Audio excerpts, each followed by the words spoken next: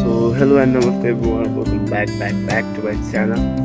So आज चाहिँ मैले लङ टाइम पछि यो भिडियो बनाउँदैछु हैन, सबैले हेरेर माया गरिदिनु। र मेरो आज चाहिँ आफ्नै करेसाबारीबाट यो भिडियो भइरहेछ है। आज चाहिँ म बिहान उठेर यता करेसाबारीतिर पानी यता उता लाउनु आइयो हैन। अनि त्यो हाम्रो चाहिँ करेसाबारी एकदम अखाएको भइरहेछ अहिले चाहिँ। अनि आलु चालु यो लसुन अनि केराउ होइन, सागहरू बबाल तरिकाले फलिरहेछ।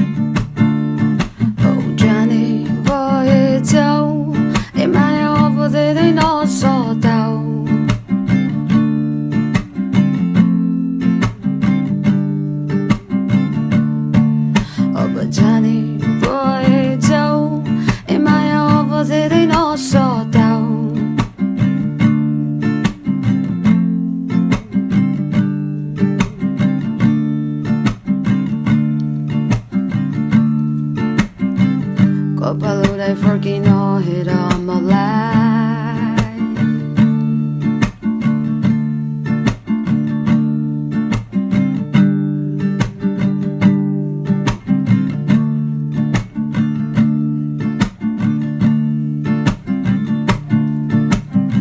Fuleko fula oilero zanto monero zandeno बडा हो म चाहिँ अब टक्क दोकानमा आइसक्यो होइन। करेसाबारीमा चाहिँ काम समेतहरू गर्दा गरेर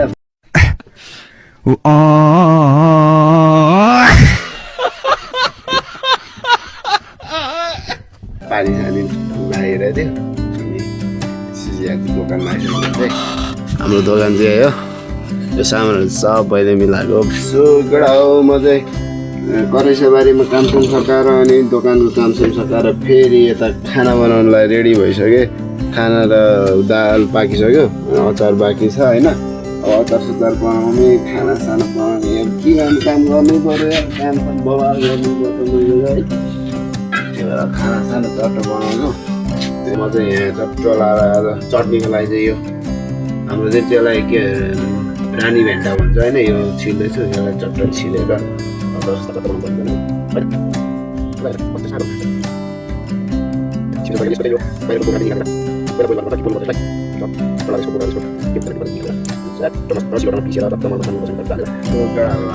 खानासाना भ्याइहरू होइन खाएर अब चट्टला कामसाम के हुन्छ त्यो गर्नुपर्ने हुन्छ।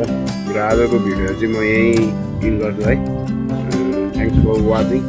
सबैले भिडियो चाहिँ अहिले लाइक कमेन्ट सेयर सब्सक्राइब गरिदिनु पर्ने हुन्छ है। ल अर्को भिडियो है त ल।